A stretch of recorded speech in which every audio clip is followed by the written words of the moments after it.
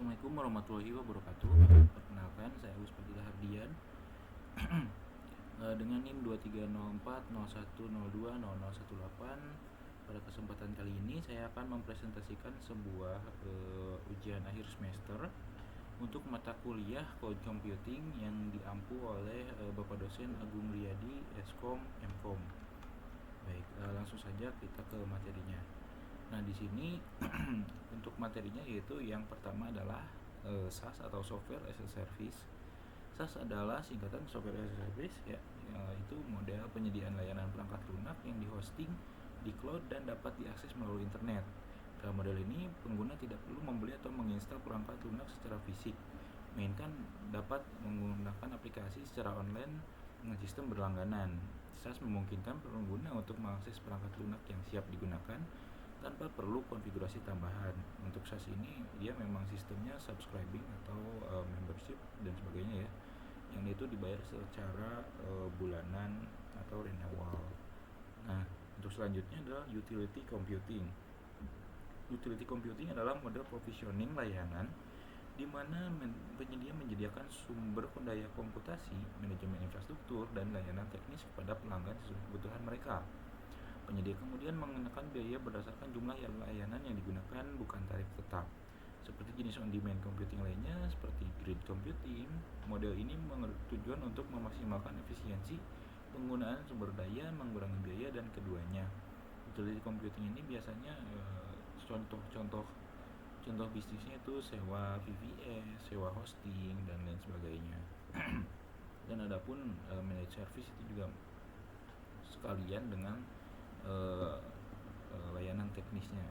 Nah, lalu selanjutnya adalah integrated network. Integrated network adalah sebuah sistem yang menyatukan berbagai jenis jaringan dan layanan komunikasi yang berada ke dalam satu infrastruktur tunggal yang terkelola secara terpusat.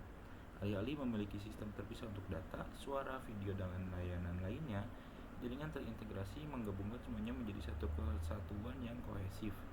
Ini tuh mirip seperti data center untuk misalkan YouTube, Google Drive, dan lain sebagainya. Nah, lalu untuk selanjutnya adalah materi tentang hybrid computing. Sesuai namanya, hybrid computing adalah model komputasi awan yang menggabungkan setidaknya satu private cloud dengan satu public cloud. Nah, keduanya tetap menjadi entitas yang unik namun terhubung erat, memungkinkan data dan aplikasi untuk berpindah antar keduanya. Nah, di samping kanan ini terlihat ada 4 komponen utama, yaitu public cloud, private cloud, dan traditional infrastructure. Dan itu tuh opsional ya untuk hybrid cloud, dan pastinya ada hybrid cloudnya. Contoh implementasinya adalah ketika menggunakan sebuah VPN dan dedicated private link seperti Google Cloud Interconnect, AWS Direct Connect, dan Azure Express Route. Hybrid cloud ini seperti layaknya switch ya, dia itu untuk menjembatani antara private dan public cloud itu. Nah, selanjutnya adalah membahas mengenai faktor-faktor yang mempengaruhi dalam implementasi cloud computing. Di sini ada 4 faktor ya. Sebenarnya banyak, namun kita bahas 4 aja, yaitu security. Nah, bila aplikasi digunakan ada di merupakan server milik vendor dan perusahaan dapat mengakses aplikasi tersebut dengan menggunakan internet, berarti semua pengguna dapat melakukan akses aplikasi tersebut. Dengan demikian, hacker akan lebih mudah menembus celah keamanan aplikasi yang bersifat global. Selanjutnya ada performance. Performa yang harus diberikan oleh teknologi cloud computing harus mencakup seluruh kegiatan para pengguna. Sumber daya yang diletakkan juga jauh dari pengguna bila dibandingkan dengan sistem lama, yaitu sentralisasi tradisional. Hal tersebut dapat mengganggu performa ya tentunya. Lalu selanjutnya ada government compliance.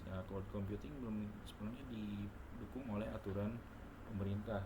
Seperti halnya perbankan, bank wajib memiliki sebuah server di mana diletakkan di area milik bank tersebut.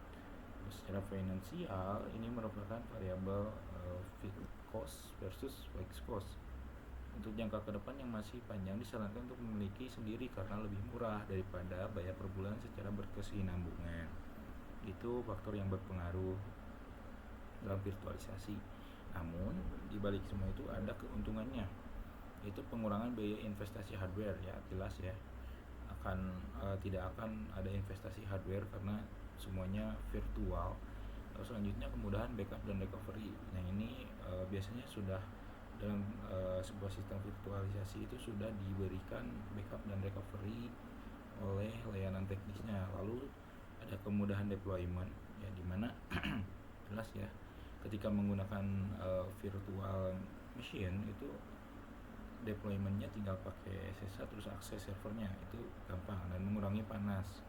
Di sini mengurangi panas karena data centernya disimpan di satu tempat yang sudah jelas dan sudah pasti dingin gitu ya. Lalu mengurangi biaya space, ya seperti yang kita ketahui untuk dedicated server itu butuh space yang luas. Satu ruangan itu kurang, mungkin satu rak itu kurang cukup untuk satu server. Nih, lalu selanjutnya kemudahan maintenance dan pengelolaan, jelas ya, karena maintenance dan pengelolaannya dilakukan oleh pihak penyedia. Lalu standarisasi hardware ini jelas karena ketika kita menyewa sebuah virtual machine itu hardwarenya sudah pasti standar dan digunakan oleh banyak perusahaan lainnya juga.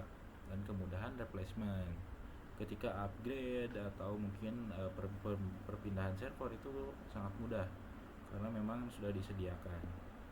Nah, namun dari semua itu ada juga kekurangan dari virtualisasi, yaitu yang pertama, satu pusat masalah. Nah, virtualisasi ini dapat dianalogikan dengan menempatkan semua telur dalam satu keranjang. Artinya, jika server induk bermasalah, semua akan bermasalah. Hal ini dapat diantisipasi dengan fasilitas backup otomatis dan periodik.